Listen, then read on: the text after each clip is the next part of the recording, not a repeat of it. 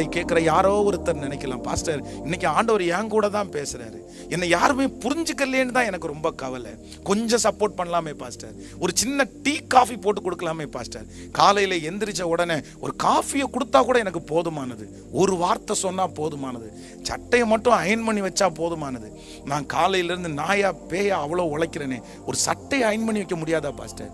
இப்படி இருக்கிறவங்களுக்கு நான் செஞ்சு என்ன பாஸ்டர் பிரயோஜனம்? இல்லைன்னா எனக்காக அந்த வண்டியை தொடச்சி வைக்க கூடாதா பாஸ்டர்? அவன் இவனுக்கு செஞ்சு நான் என்ன பாஸ்டர் நான் பண்ண போறேன்? இவனுக்கு சம்பாரிச்சு குடிச்சு நான் என்ன பண்ண போறேன்? இந்த தரிசனத்துல கூடவே இல்லையே. அவங்க சொகுசா இருக்கிறாங்க, அவங்க சொகுசா வாழ்றாங்க, அவங்க பாட்டுக்கு எல்லாத்தையும் பண்றாங்க, எதுலையுமே இல்லை. நான் ஏன் சாகணும்? நான் ஒருத்தன் ஏன் கஷ்டப்படணும்? வேண்டாம், அதனால நான் வேண்டானே முடிவு பண்ணிட்டேன், அதனால நான் செய்யக்கூடாதுன்னே முடிவு பண்ணிட்டேன். யாரோ ஒருத்தர் அப்படி வந்திருக்கலாம். எங்க அம்மா அவனுடைய சப்போர்ட் எனக்கு இல்ல, எங்க அண்ணன் கூட தானே போய் நிக்கிறாங்க, என்ன அவங்க மதிக்கிறதே இல்ல, என்ன அவங்களுக்கு என்ன தூக்கி விட்டுருக்கலாம் இல்ல, எனக்கு யாருமே இல்லை, நான் மட்டும் ஏன் செய்யணும்? நான் மட்டும் எதுக்காக போகணும்? இல்ல, தரிசனம் அவங்களுடையது இல்ல பிரதர், தரிசனம் அவங்களுடையது இல்ல சிஸ்டர், தரிசனம் அவங்களுக்குடையது இல்ல. யாருக்குள்ள வச்சிருக்கிறாரு? பெரிய பொக்கிஷத்தை மண்பாண்டமாகிய உங்களுக்குள்ள வச்சிருக்கிறாரு, பெரிய லட்சியத்தை மண்பாண்டமாகிய உங்களுக்குள்ள வச்சிருக்கிறாரு, பெரிய விஷனை மண்பாண்டமாகிய உங்களுக்குள்ள வச்சிருக்கிறாரு. தரிசனம் யோசேப்பினுடைய சகோதரர்களுக்கு அல்ல, தரிசனம் தாவீதுக்கு கூட பிறந்தவர்கள் இல்ல, தரிசனம் தாவீதுக்குள்ள வச்சிருக்கிறதுனால அத்தனை பேரும் எதிர்த்து நான் நிப்பாங்க, அத்தனை பேரும் சப்போர்ட் பண்ண மாட்டாங்க, அத்தனை பேருடைய வார்த்தையும் என்னை காயம்தான் படுத்தும். அதனால தான் சொல்றேன், என் தகப்பனும் தாயும் என்னை கைவிட்டாலும் கர்த்தர் என்னை சேர்த்து கொள்ளுவார். இந்த தரிசனத்திற்காக நான் தனியா நின்னாலும் நான் ஓடுவேன், ஏன்னா கொடுத்தவர் அதை நிறைவேற்றுவதற்கு வல்லவராயிருக்கிறார். ஹல்லேலூயா. நீங்க விழிச்சிருக்கும் போது நிறைய பேர் விழிச்சிருக்க மாட்டாங்க, நீங்க சாப்பிடும் போது உங்க கூட சாப்பிட்றதுக்கு நிறைய பேர் இருக்க மாட்டாங்க. அவ்வளவு தரிசனமா உழைச்சு அவ்வளவு கஷ்டப்பட்டு நீங்க ஆறுன சாப்பாடை சாப்பிட்றவங்களா இருக்கலாம். ஒருவேளை இந்த சத்தத்தை கேட்குற நிறைய பேர் ராத்திரி யாரும் இல்லாம தனியா சாப்பிட்றவங்களா இருக்கலாம். ஒவ்வொரு நாட்களும் நீங்க ஆறுன சாப்பாடை சாப்பிடும்போது, தனியான சாப்பாடை சாப்பிடும்போது, நீங்க தூங்காம விழிச்சிருக்கும் போது உங்க மனசு சொல்லலாம், ஏன் நான் இவ்வளவு சம்பாரிச்சு ஏன் நான் ஆறுன சாப்பாடை சாப்பிடணும்? நான் இவ்வளவு கஷ்டப்பட்டு எதுக்கு தூங்குறதுக்கு யாருமே இல்லாம தூங்கணும்? நான் எதுக்காக இப்படி பண்ணணும்? இப்படிப்பட்ட கேள்விக்குறிகள் உங்களுக்குள்ள வந்துட்டே இருக்கும். இதுதான் போராட்டம். தரிசனம் உள்ள ஒரு தலைவனுக்கு இந்த போராட்டம் கண்டிப்பா வரும். ஆனா இந்த போராட்டம் வரும்போது நீங்க சொல்லிக்க வேண்டிய ஒரே ஒரு விஷயம் என்னன்னா, என் கூட சாப்பிடாம படுத்திருக்கிறவங்க, தரிசனம் இல்லாம இருக்கிறவங்க, என் கூட தூங்காம அவங்க முன்னாடி தூங்குறவங்க, தரிசனம் இல்லாதவங்க, அவங்களையும் உங்களையும் நீங்க கம்பேர் பண்ணவே முடியாது, அவங்களையும் உங்களையும் நீங்க ஒப்பிட்டு பார்க்கவே முடியாது. அவங்க வேற டிசைன், நீங்க வேற டிசைன். அவங்கள்ட்ட இருக்கிறது வேற, உங்கள்கிட்ட இருக்கிறது கர்த்தர் ஒரு பெரிய வெற்றியை, பெரிய தரிசனத்தை கர்த்தர் உங்களுக்குள்ள வச்சிருக்கிறதுனால தான் அந்த வேகம், அந்த மகிமை, அந்த வல்லமை, அந்த வார்த்தை உங்களுக்குள்ள செயல்படுகிறது. சோ ஃபர்ஸ்ட் ஒரு தலைவன், ஒரு தலைவி ஜெயிக்க வேண்டிய முதல் ஜெயம் என்ன அப்படின்னு சொன்னா, எதை ஜெயிக்கணும்? சத்தமா சொல்லுங்க. ஆமே. நைட்டு 12 மணிக்கு உங்க வீட்டுக்கு களைப்போட வந்து எல்லாரும் கொரட்டை விட்டு தூங்கிட்டு இருக்கும் போது கூட நீங்க எப்படி டென்ஷன் ஆகாம எங்க போகணும்? ஹலோ, கோவப்படாம வீட்டுக்குள்ள போகணும். ஆனா வீட்டுக்கு வெளியில நின்று ஃபோன் பண்ணுவீங்க. ஃபோனை எடுக்கலன்னு வச்சுக்கும் போது களைச்சு போய் சம்பாரிச்சுட்டு வர்றவங்களுக்கு தான் தெரியும். ஃபோனை எடுக்காம நைட்டு தூங்கிட்டாங்கன்னு வச்சுங்களேன், என்ன கோவம் வரும் தெரியுமா? ஏய், என்ன, ஏன் இப்படி இருக்கிற, எதுக்கு இப்படி இருக்கிற, நிறைய கோவம் வரும். ஆனா நீ என்ன பண்ணக்கூடாது? கேட்கல? நிறைய பேரு திட்டுறதே அங்கதான். எரும மாடு மாதிரி படுத்து கிடக்குற, அப்படி இருக்கிற, இப்படி இருக்கிற, அப்படி என்னென்னமோ. உனக்கெல்லாம் அறிவு இருக்கா இல்லையா? உனக்கெல்லாம் வாழணும்னு விருப்பம் இருக்கா இல்லையா? அப்படியே கொட்டி. இல்ல, அவங்களுக்குள்ள தரிசனம் இல்ல, உங்களுக்குள்ள தரிசனம். சத்தமா சொல்லுங்க. ஹல்லேலூயா, ஹல்லேலூயா. எனக்கு யாரும் சப்போர்ட் பண்ணாட்டாலும், என் கூட யாரும் நிக்காட்டாலும், இன்னைக்கு எல்லாரும் ஒரு தீர்மானம் எடுங்க. யார் நிப்பேன்? சத்தமா சொல்லுங்க. எஸ் சொல்லுங்க பார்க்கலாம். நான் நிப்பேன். என் கூட யாரும் விழிச்சிருக்கா விட்டாலும் நான் விழிச்சிருப்பேன். என் கூட யாரும் வர்றதுக்கு ரெடியா இல்லாட்டாலும் நான் போவேன். எஸ், தரிசனம், விஷன். விஷன் யாருடையதுன்னா என்னுடைய. ஸோ பில்லி கிரஹாம் என்கிற ஒரு பெரிய ஒரு தேவனுடைய மனுஷன். உங்களுக்கு தெரியும், அவர் கோடிக்கணக்கான ஜனங்களுக்கு ஆண்டவருடைய சுவிசேஷத்தை எடுத்துட்டு போனவர். அன்றைக்கு இருந்த நாட்கள்ல அவர் இந்த மாதிரி கன்வென்ஷன் கூட்டத்துல எல்லாம் பிரசங்கம் பண்ணி ஆயிரக்கணக்கான பேரை வர சொல்லி பிரசங்கம் பண்றவர் அப்படிப்பட்டதில்லை. அவருடைய ஊழியம் என்ன அப்படின்னு சொன்னா, இந்த மாதிரி ஒரு ரூம் ஒன்று எடுத்து அந்த ரூமுக்குள்ள நிறைய டிவி சேனல், கிட்டத்தட்ட 127 கண்ட்ரீஸுக்கு அந்த நாட்களில் அவருடைய டிவியினுடைய ப்ரோக்ராம்ஸ் லைவா டெலிகாஸ்ட் ஆகும், டிவியில டெலிகாஸ்ட் ஆகும். அப்போ அவர் இந்த இடத்துல நிற்பாரு, கரெக்டாக ஒரு 45 மினிட்ஸ் மெசேஜ் கொடுப்பாரு. இந்த 45 மினிட்ஸில் அந்த 45 மினிட்ஸில் லைவ்ல கோடிக்கணக்கான ஜனங்கள் அந்த நெட்வொர்க்கில் பார்த்துட்டே இருப்பாங்க.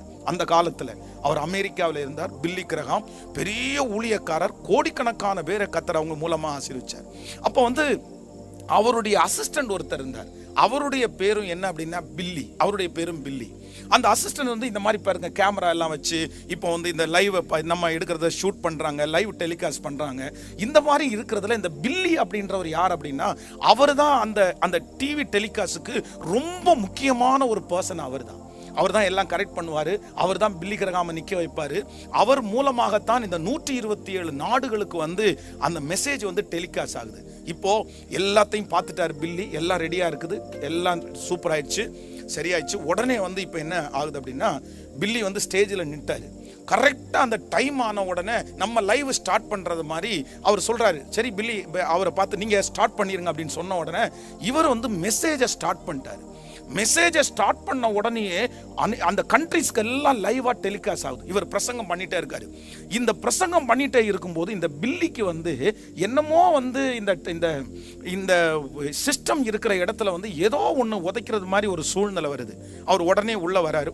பார்த்தா ஒரு ஒயர், அந்த ஒயர் பார்த்தீங்க அப்படின்னு சொன்னா தொட்டும் தொடாமல் இருக்குது. நடந்த சம்பவம் அவ்வளவுதான். ஒரு 2 நிமிஷம் ஆயிருச்சுன்னா அந்த ஒயர் எரிஞ்சிட்டு இருக்கு. அது கீழே அப்படியே போயிருச்சுன்னா அந்த டிவியில பார்த்துட்டு இருக்கிற அத்தனை பேரும் அந்த டிவியினுடைய அந்த லைவ் கட் ஆயிரும். அத்தனை பேரும் அந்த ப்ரேயரை அட்டன் பண்ண முடியாது. கோடிக்கணக்கான பேர் லைவ்ல பார்த்துட்டு இருக்கிறாங்க. பில்லி இதை பார்த்துட்டாரு. பில்லி இதை பார்த்த உடனே இங்க பிரசங்கம் நடந்துட்டு இருக்குது. பின்னாடி வந்தாரு. அந்த கரண்ட் பாஸ் ஆகிற 2 ஒயர், இந்த 2 ஒயரையும் பிடிச்சிட்டேன்னா இவருக்கு ஷாக் ஆகும்னு அவருக்கு தெரியுது. தெரிஞ்சாலும் லட்சக்கணக்கான ஜனங்களை முன்னாடி வச்சுட்டு இவர் இருக்கிறதுனால இவர் என்ன பண்ணிட்டாருன்னா, தன்னுடைய 2 கைனால இந்த 2 ஒயரையும் அப்படியே டச் பண்ணி அப்படியே பிடிச்சிருந்தாரு. பிடிச்சி அன்னைக்கு பில்லி கிரஹாம் பிரசங்கம் பண்றாரு. அந்த பிரசங்கத்துல பயங்கரமான பிரசன்ஸ், அப்படியே என்னமோ பயங்கரமான ஒரு வெற்றி. அவர் 45 நிமிஷம் பிரசங்கம் பண்ணின உடனே டிவி சேனல்ல பாக்குற இடத்துல எல்லாம் அற்புதம் நடக்குது. சிலருக்கு கண்ணு தெரியுது, சிலருக்கு கால் நடக்குறாங்க. இவர் இங்க பிரசங்கம் பண்றாரு, டிவியில கேட்கறவங்களுக்கு அற்புதம் நடக்குது. அந்த பிரேயரை முடிச்ச உடனே பில்லி கிரஹாம் ரொம்ப சக்சஸ்ஃபுல்லான ஒரு பிரேயரை நடத்தி முடிச்சிட்டோம் அப்படின்னு சொல்லி பின்னாடி ஷெட்டுக்குள்ள வர்றாரு. ஸ்டுடியோக்குள்ள வந்தா அந்த பில்லி அப்படின்றவர் இப்படி திரும்பி இப்படி நின்றுட்டு இருக்கிறாரு, 2 கையையும் வச்சு. உடனே இவர் பேசுறாரு, என்ன பில்லி எதுக்கு அங்க நின்று இருக்கிற? இன்னைக்கு ஆண்டவர் மகிமையா செயல்பட்டாரு, பயங்கரமான பிரசன்ஸ், நிறைய பேருக்கு அற்புதம் நடந்ததை நான் ஃபீல் பண்ணேன் அப்படின்னு சொன்னா அந்த பில்லி அடுத்த வார்த்தை எதுவுமே பேசல, அப்படியே சிலையா நின்றுட்டு இருக்கிறாரு. அந்த பில்லியினுடைய தோல்ல போய் பில்லி கிரஹாம் கையை வச்சா பயங்கரமான ஷாக் அடிக்குது. உடனே கையை எடுக்கிறாரு. எடுத்த உடனே தன்னுடைய சகா ஊழியர்ல வர சொல்றாரு, பில்லிக்கு ஷாக் அடிச்சிருச்சு, உடனே ஆம்புலன்ஸை கூப்பிடுங்கன்னு சொல்லி ஆம்புலன்ஸ் அவரை உட்கார வச்சு ஹாஸ்பிட்டல்ல கூட்டிட்டு போனா 45 மினிட்ஸுக்கு முன்னாடி இந்த லைவ் ஸ்டார்ட் பண்ண 3வது நிமிஷத்துல அவர் அந்த கரண்ட்ல கை வச்ச 3வது நிமிஷமே இந்த பில்லி செத்துட்டாரு, இறந்துட்டாரு. ஆனா இந்த லைவ் அத்தனை பேருக்கு போகணும்னு சொல்லி தன்னுடைய கையை அப்படியே பிடிச்சிருந்தவர் அந்த கரண்ட் பாஸ் ஆகிறத கூட பார்க்காம அந்த 127 நாடுகள் அந்த கண்ட்ரியில் அத்தனை ஜனங்கள் பார்க்கிற அந்த விஷனை தனக்கு முன்னாடி வச்சதுனால என்கரேஜ் பண்றாங்க. தன்னுடைய உயிரை கூட அவர் பெருசா எடுக்காம அப்படியே பிடிச்சிட்டு இருந்தனால கரண்ட் அவர் மேல பாஸ் ஆகி அவர் செத்து போனதுக்கு அப்புறம் அவருடைய சரீரத்தில் உள்ள கரண்ட் தான் அப்படியே டாக்டர் சொல்லியிருக்கிறாரம்மா, இல்லை சார் இவர் கை வச்ச 3வது நிமிஷத்துல செத்து போயிட்டாரு சார். ஆனா அவங்க பார்த்தது என்ன தெரியுமா, 1 ஹவர் தாண்டி தான் பார்த்தாங்க. தன்னுடைய உயிரை கூட அவர் பணயம் வைத்து அப்படியே அந்த மனுஷன் அந்த இடத்துல இறந்து போகும்போது பில்லி கிரஹாம் கத்துனாராமா, ஆண்டவரே நீங்க என்ன வேணாலும் பண்ணியிருக்கலாம்ல, என் கையில ஒரு கையை கேட்டிருந்தா கூட கொடுத்துருப்பேன், என் கண்ணுல ஒரு கண்ணை கொடுத்து கேட்டிருந்தா கூட கொடுத்துருப்பேன், நீங்க எதை கேட்டிருந்தாலும் கொடுத்துருப்பேன், பட் என் பில்லியை மட்டும் நீங்க ஏன் எடுத்துக்கிட்டீங்க? பில்லியை ஏன் எடுத்துக்கிட்டீங்க? பில்லி மாதிரி யார் ஆண்டவரை எனக்கு கிடைப்பா? பில்லி மாதிரி ஒரு பர்சன் கிடைப்பாங்களா? இவ்வளோ கமிட்மெண்டான யாருப்பா எனக்கு கிடைப்பா? நீங்க வேற ஏதாவது, அந்த பில்லியினுடைய அடக்க ஆராதனையில் பில்லி கிரகாம் அழுத அழுகை இதானாமா? வேற ஏதாவது கேட்டிருக்கலாம்ல, வேற ஏதாவது கேட்டிருக்கலாம்ல. ஆனா அந்த பில்லி அந்த மரிச்ச அன்னைக்கு கோடிக்கணக்கான பேர் ரட்சிக்கப்பட்டார்கள், ஆயிரக்கணக்கான பேர் அற்புதத்தை பெற்றுக்கொண்டார்கள். காரணம் என்ன அப்படின்னா, தன் தரிசனத்திற்காக யாருமே என்கரேஜ் பண்ணலைன்னாலும், உயிரே போனா கூட, தான் தனிமையில் நிற்கிறேன்னு தெரிஞ்சா கூட தன்னுடைய உயிரை பணையம் வச்சதுனால தான் அத்தனை ஜனங்களுடைய லட்சிப்பு அன்னைக்கு உண்டானது. ஸோ சாதிக்கணுன்றது பெரிய விஷயம், தலைமை ஆகிறது என்கிறது பெரிய விஷயம். இந்த உலகத்தில் நிறைய ஆட்டு மந்தைகள் தான் இருக்கிறது, ஆனால் மேய்ப்பர்கள் குறைவாக இருக்கிறாங்க. இந்த உலகத்தில் இருக்கிறதுல கிட்டத்தட்ட 80% பேர் வெறும் சாதிக்க வேண்டிய விருப்பமே இல்லாதவங்க, பெரிய அச்சீவ்மெண்ட்டுக்காக அவங்க வாழணும்னு எதிர்பார்க்காதவர்கள் 80% பேர். 20% பேர் தான் தலைவன் ஆகணும், தலைவி ஆகணும், நம்ம ஒரு லெவலுக்கு கொண்டு வரணும், நம்ம எப்படியாவது வளரணும்னு முயற்சி எடுக்கிறவங்க. அந்த 20% கூட்டத்தில் நீங்க இருக்கணும்னு நான் நினைக்கிறது மட்டும் இல்லை, அப்பா உங்களை குறித்து பெரிய திட்டத்தை கர்த்தர் வச்சிருக்கிறாரு. அதனால தான் இங்கே ஆண்டவர் கொண்டு வந்திருக்கிறாரு, அதனால தான் இங்கே கொண்டு வந்திருக்கிறாரு. ஸோ நீங்கள் தரிசனத்திற்காக நிற்க முடியுமா? உங்கள் விஷனுக்காக நிற்க முடியுமா? யார் நிற்காட்டாலும் நீங்களாம் நிற்க முடியுமா?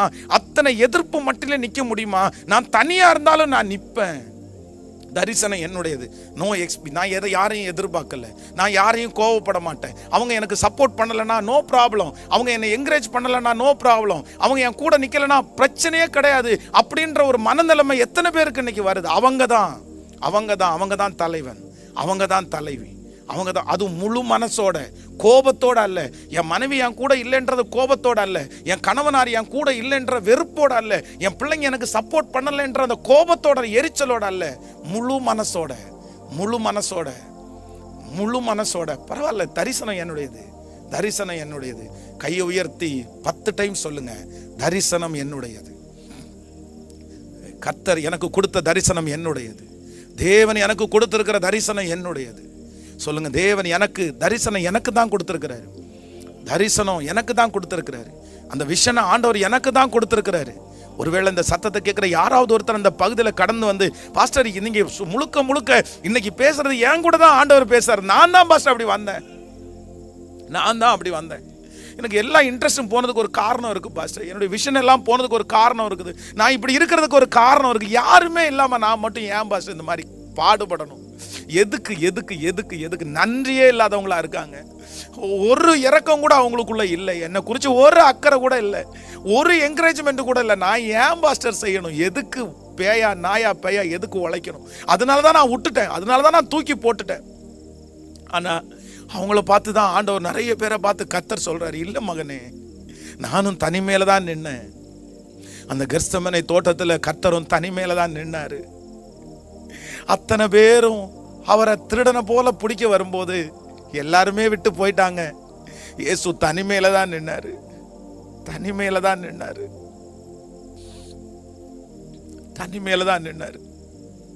அதனாலதான் ஆண்டவர் சொல்றாரு, இந்த முழு உலகத்தினுடைய ரட்சிப்புக்கும் நான் தனிமையில நின்னது உண்மையானால், ஒரு வெற்றி உள்ள தலைவனா அவர் இருக்கிறது உண்மையானால், அவர் சொல்ற, நான் உன்னை பலப்படுத்துவேன், நான் கூட இருக்கிறேன். Thank you Jesus. அப்படியே எழும்பி நின்று கைகளை வானத்துக்கு நேராய் உயர்த்தி, என் கூட இருக்கிறவர் பெரியவர். Thank you Jesus. உலகமே எதிர்த்து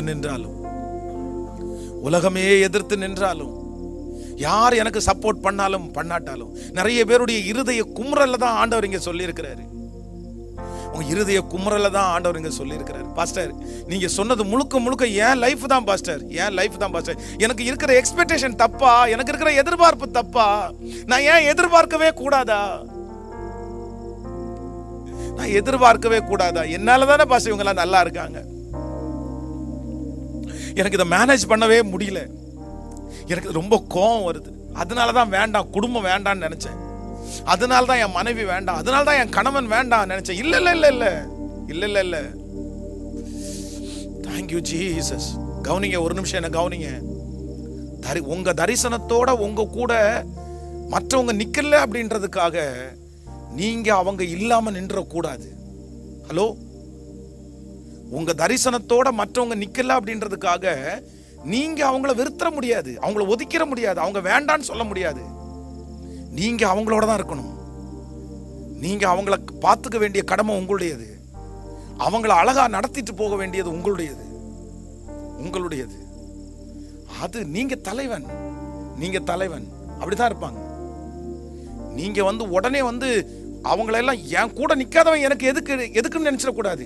நீங்க அதுக்காக தான் நிக்கிறீங்க. இன்னைக்கு புரிஞ்சுக்க மாட்டாங்க, இன்னைக்கு தெரியாது.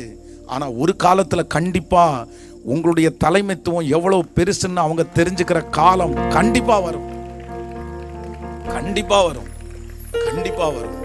சோ நீங்க தான் எல்லாரையும் நல்லா பார்த்துக்கணும், நீங்க தான் எல்லாருக்கும் சாப்பாடு கொடுக்கணும், நீங்க தான் உங்களை விட அவங்கள நல்லா வச்சுக்கணும். ஏன் அப்படின்னா நீங்க அதான் தலைவன், அதான் தலைவன். நீங்க கொடுக்க வேண்டிய ஃபுட்டை கொடுத்துட்டே இருக்கணும். உங்களால தீமை போகக்கூடாது, உங்களால நன்மை மட்டும்தான் போகணும், உங்களால ஆசீர்வாதம் மட்டும்தான் போகணும், உங்களால என்கரேஜ் மட்டும்தான் போகணும்.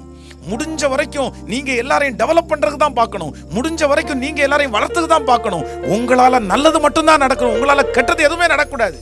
அதான் தலைவன், அதான் தலைவன். என் கூட நிக்கலையே நீ எதுக்கு என் கூட, நீங்க அப்படியெல்லாம் கிடையாது. நீங்க அப்பதான் தலைவனா மாறவே முடியும். நீங்க தான் போஷாக்கு கொடுக்கிறவர்களாய் மாறணும். ஆமென் சொல்லுங்க. Thank you Jesus. பாஸ்டர், இன்னைக்கு ஆண்டவர் என் கூட பேசி இருக்கிறாரு, என் கூட தான் பேசி இந்த மாதிரி ஒரு மன வருத்தத்தோட தான் நான் வந்திருக்கிறேன். உண்மையிலேயே எங்க அப்பா என் கூட நிக்காததுக்கு எனக்கு ஒரு வருத்தம் எனக்கு இருந்துச்சு.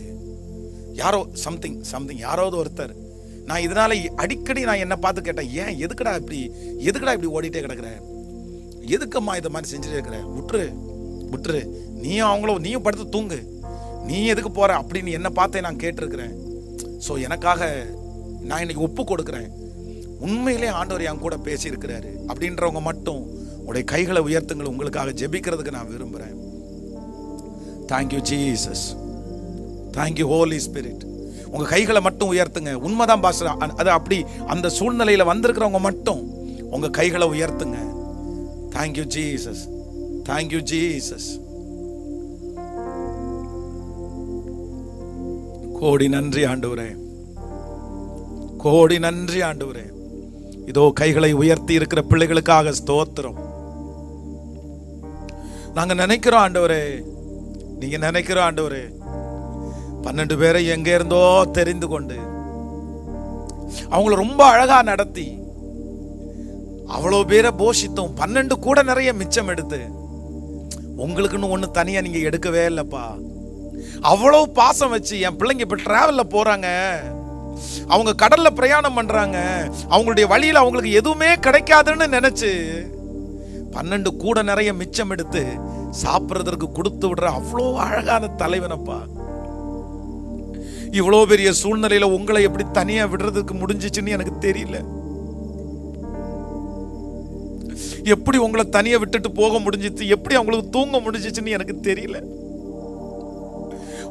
உங்க வேர்வை ரத்தத்தின் பெருந்துளிகளா விழும்போது எப்படி அவங்களால இருக்க முடிஞ்சிச்சுன்னு தெரியல. ஆனா அந்த நேரத்திலையும் நீங்க உங்களுடைய இதை எதையுமே விட்டு கொடுக்கவே இல்லையப்பா. இதோ கைகளை உயர்த்தி இந்த விஷயத்துல நொந்து போய் நிற்கிற ஒவ்வொரு பிள்ளைகளுக்கும் இப்பொழுது இந்த ஃபர்ஸ்ட் டேல அந்த ஒரு பலத்தை கர்த்தர் தருகிறதற்காக ஸ்தோத்திரம். தரிசனம் நீர் எங்க பிள்ளைகளுக்குள்ள வச்சது, தரிசனம் என் மகனுடையது, தரிசனம் என் மகளுடையது, தரிசனம் என் தகப்பனாருடையது, தாயாருடையது, நீங்க கொடுத்ததுப்பா. பர்சனலா அவங்களுக்கு கொடுத்ததுப்பா. அதுல யாருமே கூட நிக்காட்டாலும், அதுல யாருமே என்கரேஜ் பண்ணாட்டாலும், என் பிள்ளை இந்த ஜெபத்திற்கு பிற்பாடு அதை நான் தனியா நின்னா கூட நான் நிற்பேன் அப்படின்ற ஒரு அபிஷேகம் இப்பொழுது உங்களுடைய பிள்ளையை தட்டி எழுப்புவதாக, உங்க மேல இருந்த அபிஷேகம் தட்டி எழுப்புவதாகப்பா. லத்தன மோராகா லேத்தன மோரோ லோத்தனாரல சேகரவா லம்தன மோரல ரஹதர. அந்த அபிஷேகத்தை ஒவ்வொருவர் மேல நீர் வைப்பீராக. Thank you Jesus. இந்த ஃபர்ஸ்ட் ஃபெலோஷிப்பை நீர் எங்களுக்கு ஆசீர்வாதமாய் மாற்றி தருகிறதற்காக ஸ்தோத்திரம். இந்த வார்த்தைகளுக்காக ஸ்தோத்திரம் ஆண்டவரே. எங்களை மென்மேலும் இந்த வருஷம் அக்கறைக்கு போவோம் வாருங்கள், நெக்ஸ்ட் லெவல் போவோம் வாருங்கள். இந்த சத்தத்தை கேட்கிற ஒவ்வொரு பிள்ளைகளையும் அடுத்த லெவல் நீங்க அழைச்சுக்கிட்டு போகிறதற்காக ஸ்தோத்திரம். அதற்கு விரோதமா இருக்கிற தடைகள் நிர்மூலமாவதாக.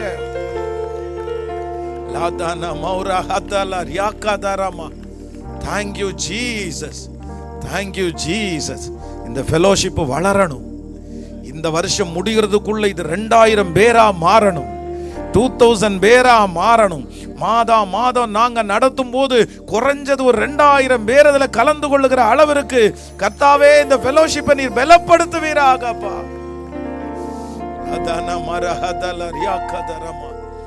உங்க பாதத்தை ஒப்பு கொடுக்கிறோம்.